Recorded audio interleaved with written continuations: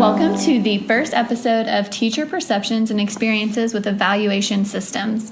On today's episode, the ground level implementation of TEAM, we will hear from teachers who have all taught and been evaluated using the TEAM rubric in Tennessee. First, we will hear from Alicia. Alicia, tell us where and what you taught and a little bit about your experience with the TEAM evaluation system. Yeah, so I taught at Glencliff Elementary School my first 2 years, and then my third year taught at Rocket Ship United Academy in South Nashville, both in South Nashville for the most part, and my experience with TEAM. So my experience, my first 2 years, I felt like I think like all the protocol was followed. My first year, I just had a principal, and I had my two unannounced visits, and we had our pre and post conferences and everything when applicable. And I received like scores that I thought were fair, and I received scores that first year that I thought really like matched my teaching, because as a new teacher, I wasn't a good teacher in my first 6 months. And then my second year, we had an assistant principal as well, and we had a very like interesting relationship because we butt heads a lot because we were very similar, and I felt like my scores reflected that. So I felt like my principal and I had a really like fluid, like good relationship, and my scores were awesome, and I thought that was like me, like to a T, the scores I was getting. And then from my assistant principal, I felt like the scores were unfair because he didn't like me. And I think that just showed up because it was like I was getting like very conflicting information from both of them. So it didn't seem like they were talking about how they were evaluating me or what they were evaluating me on. And then my third year in charter, they didn't have the same type of system of like you're gonna have two announced, two unannounced until you like reach professional status or whatever. It was very much so just like randomly popping into the room, but your evaluation was more based on like, did you stay after school for this event? Did you put in these extra hours? Did you come to every Thursday we had PD? Did you stay the whole PD? Did you lead a session? So it was like different factors, and I think that would have been good for a teacher evaluation system to add those into like formal evaluations, because I get like sometimes things can be like dog and pony show and whatever, but those weren't necessarily implemented with like fidelity, and they weren't necessarily like scored on you actually did these things versus we like this teacher a lot, so we're just going to give you some extra checks and this is your score at the end of the year. So because I didn't really get along with my principal at that school, like I had been a 3-4 teacher at Glencliff, and then all of a sudden I was a 2 teacher, but then my students at my charter school had like the second best scores in the school, so I'm like, that's not possible. So I guess a mixed bag is the short way to a long answer, depending on the principal, depending on the school. So you feel like the principal's leadership and sort of their biases towards teachers really affected your personal experience with your evaluations? Yeah, definitely after my second year. And I guess I could say that during my first year, too, because I knew my principal liked me and I knew that we had a good relationship. But I still thought that her evaluation of me was very fair, because I remember being, like, upset, like I disappointed her in some of the areas that I didn't receive the scores I thought I would have received. But then the next 2 years, it was very much so, like, I know that I'm being targeted because I know my kids. Because at the end of the year, I look at their scores, I'm like, there's no way that you tell me I'm a 3 and my kids are getting 5s, So, yeah. Awesome. And with that charter experience that you had, was that still on the TEAM rubric? It was not. It was not? Okay. It was a rubric that they had created themselves. It had like 30 different categories. Okay, so it wasn't the same expectations that you had at the 2 previous schools then? Okay, awesome. Thank you for sharing with us. Courtney, tell us a little bit about where you taught and what you are currently teaching, and your experience with the TEAM evaluation rubric. Okay, hi, my name's Courtney, and I taught Spanish in public schools I'm on year 13. I also taught 7th grade geography, and this year and last year I served as an instructional coach. And so I worked under a different evaluation system before TEAM came in. And so I can see the contrast between that other system. I don't even remember what it was called, but it was an ABC rating where C was the top to get, and then transitioning into the TEAM evaluation. And I can compare those two and say that the TEAM evaluation definitely felt more representative of what I was doing in the classroom, and also gave me a target, something to aim for, and a place to grow. And it was a very clear checklist of what that expectation was. So it has been administered. I've been evaluated under several different administrators. And so that experience has varied greatly. And for the most part, I've been very successful on the team rubric. I take it very seriously. I study it. I look over it. And I have gotten really good feedback, and I think grown as a teacher because of that. I will say that when I have, similar to Alicia's experience, is that if an administrator has had respect for me personally and thought I was doing a good job on a day-to-day basis and could see me at my post of duty and showing up for basketball games, and knew that my heart was for the kids, and we had that sort of reciprocal relationship, then my evaluation has been stronger, even though I still worked the same at every different school. I worked at a school, I've done middle school, I've worked in high schools, I've worked in a very urban setting, and I've also worked at the academic magnet schools, and right now I'm at a middle school that's in North Nashville. And so, that being said, one of the administrators that evaluated me did not have that same amount of respect for me professionally. He tended to really love the basketball coaches and the football coaches, and I wasn't one of those. And so I did feel like that when he evaluated me, he saw different things than other professionals saw when they came into the room. I still received high scores, but it wasn't high enough, and I felt like that was probably a personal deal. So the next year when he evaluated me, I made sure to show growth in the areas that he recommended, and the second year went better. And so I rethought if it was personal or not, because he was able to help me show growth. And I asked him, did I do better this time? And he said, oh yeah, loads better. For my evaluations, it became only once a year. So one class, one time out of 180 days in 6 different classes, and it was unannounced. And so it was kind of very sporadic, I would say, and it wasn't always as representative of what the program that I had set up in the classroom, for example. So as an instructional coach, I also enjoy it. I'm not an evaluator, but it helps me have targeted conversations with the teachers that I work with, even ones that I have strong relationships with all of my teachers, I would say. And that sounds kind of boastful because some of them have been reluctant to let me work with them very closely. But no matter where they are as far as relationships go, it gives me a starting point. And I can say, when you had your last evaluation, where did they ask you to show growth? And we can set little SMART goals for that and really pinpoint where they need to. I can provide resources for them. I was talking to, a success story was higher order thinking questioning, and that was her area of growth from last year. And so I said, great, let's figure that out. And so we worked together to figure out how to integrate that into her lessons and where to put it and what questions to ask. And so as a non-evaluator, it gives me a tool to really have instructional conversations with teachers.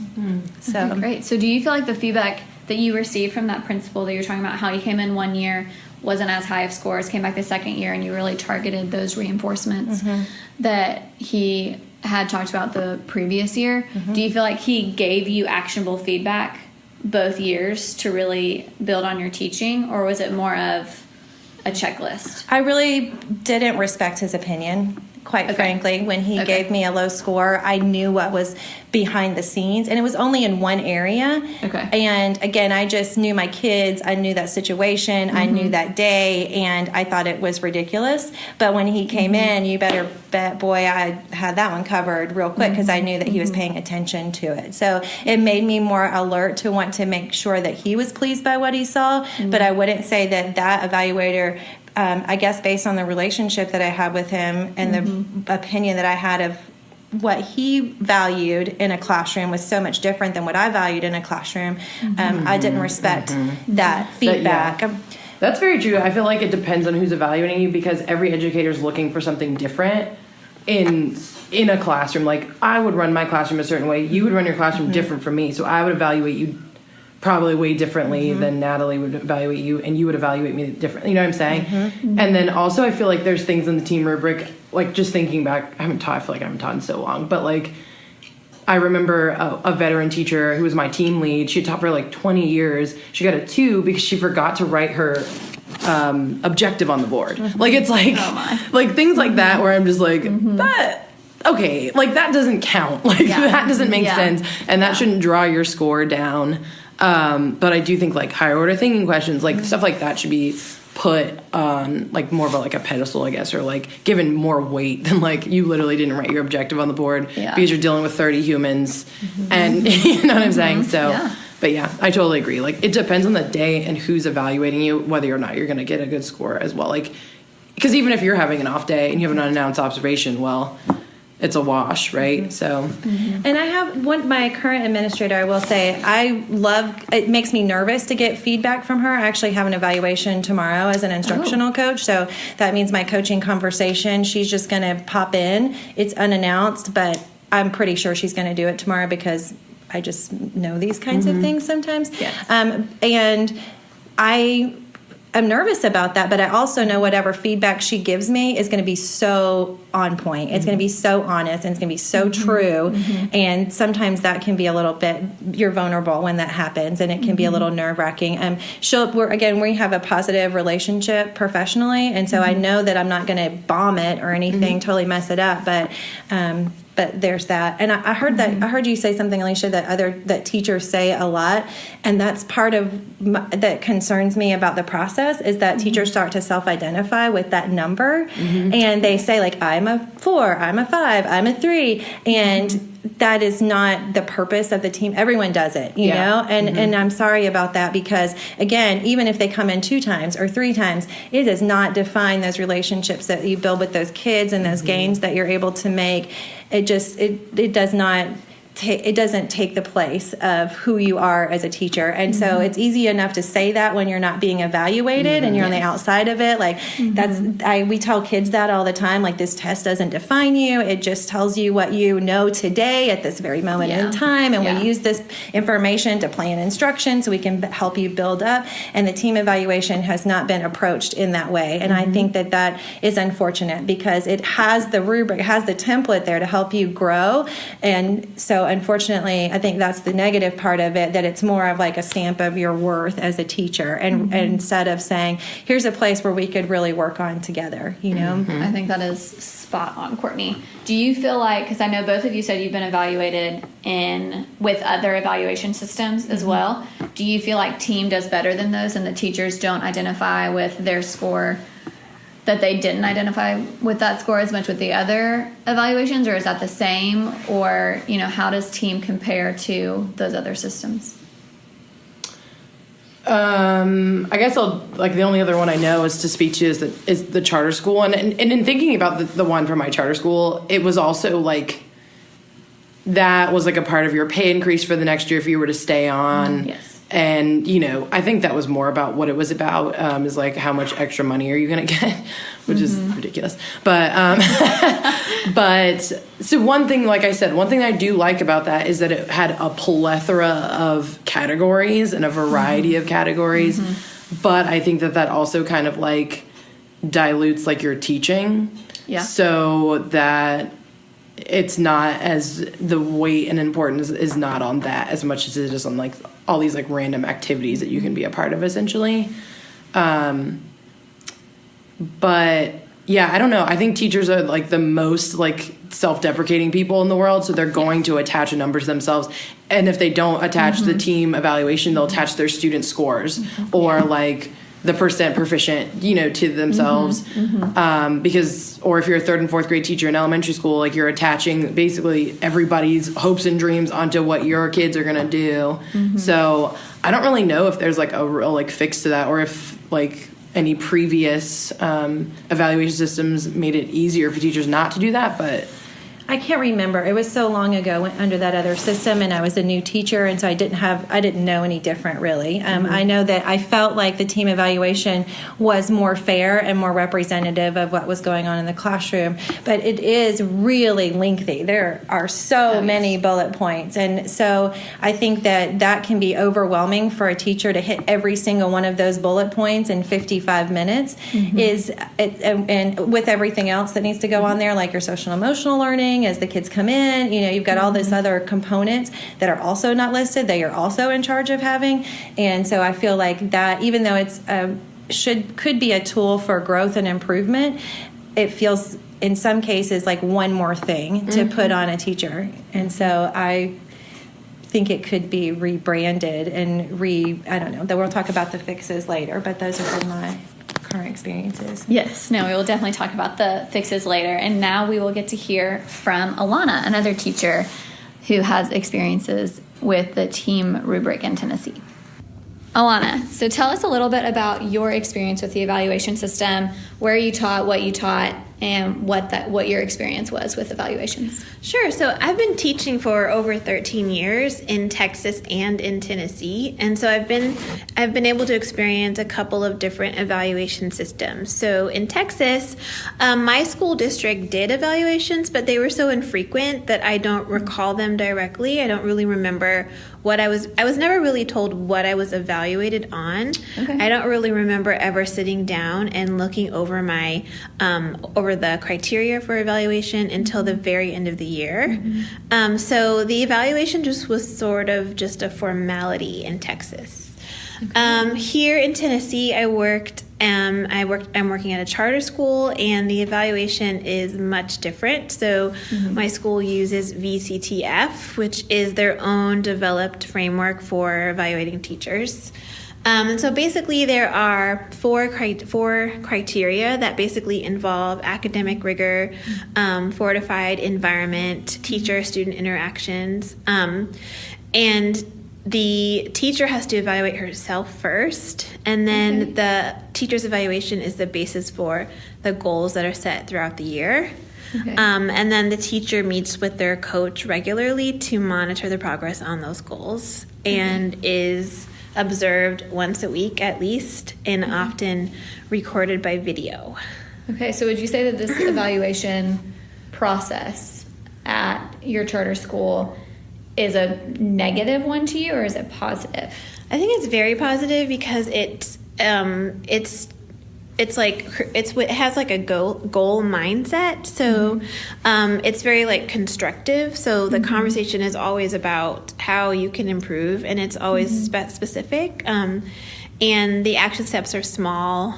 It's personalized, so the conversation happens mostly with your instructional coach. It doesn't feel punitive. So although the rubric has, the ideal teacher at advanced, in the advanced category, there is never really disapproval of not being highly proficient. So it's kind of it feels just kind of like another way to improve practice.